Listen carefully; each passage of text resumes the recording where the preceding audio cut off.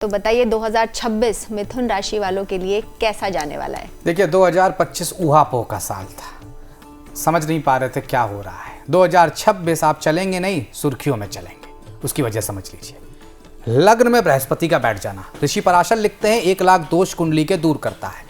लग्न में बृहस्पति होंगे जब ये साल की शुरुआत हो रही होगी, और नवम भाव में जो कि विदेश यात्रा का है, लक्ष्मी स्थान भी वहां राहु होंगे, तो आपकी स्थिति अच्छी हो गई। दसम भाव करियर का मेहनत जरूर अभी तक कर रहे थे 8 और 9 में अंक में, मतलब 24 और 25 में, 2024-2025 में, क्यों शनि मंगल का साल था। अब वहां पे दसम भाव में शनि का बैठना, तो निश्चित तौर पर बड़ी नौकरी लगने जा रही है।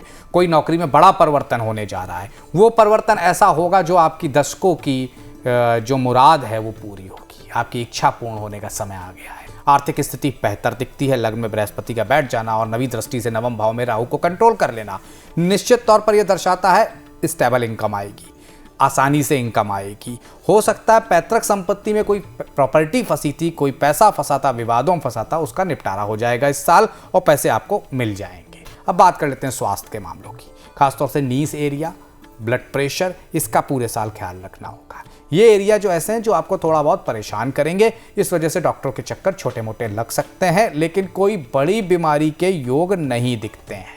अब इनसे कैसे निजात पाई जाए? भाई बजरंग बाण का पाठ पूरे साल मंगलवार के दिन करते रहिएगा। केसर का तिलक पूरे साल बृहस्पतिवार को माथे पे लगाते रहिएगा। और हो पाए तो पीले वस्त्रों का दान या चने की दाल का दान इस साल की शुरुआत में पहले बृहस्पतिवार किसी मंदिर में जाकर कर दीजिएगा। तो अलंकृता जी, अब आप बताइए कि ये जो राशि के जातक हैं, जो मिथुन राशि के जातक, उनके लिए आपके कार्ड्स क्या कहते हैं? बिल्कुल प्रीति जी, जान लेते हैं। तो हर हर महादेव।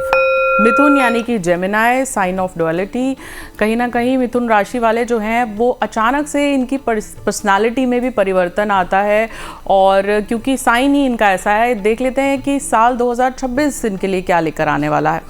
कहीं ना कहीं मेरे कार्ड्स के अकॉर्डिंग इन पे जो है इनके पूर्वजों की कृपा इस साल बनेगी, और इनको जो है कहीं ना कहीं उनके निमित्त ज़रूर कुछ ना कुछ दान और अर्पण करना चाहिए। और बात करें अगर कि रिश्तों की, तो कहीं ना कहीं ये जो कार्ड है सफरिंग कार्ड, ये दर्शा रहा है कि कोई रिश्ता जो आपके लिए ठीक नहीं था, अब इस साल आपकी आंखें खुलेंगी, क्योंकि ये साल ही ऐसा है कि बहुत सारी फेक चीज़ें अपने आप दूर होंगी और आपको कहीं ना कहीं जो सच है वो नज़र आएगा। स्थिरता और स्टेबिलिटी, क्योंकि ये एलिफेंट कार्ड आया है, स्थिरता और स्टेबिलिटी का कार्ड है, वो भी आपको मिलेगी, और आपके अपने पर्टिकुलर फील्ड में आपको यश और फेम भी मिलता हुआ नज़र आ रहा है।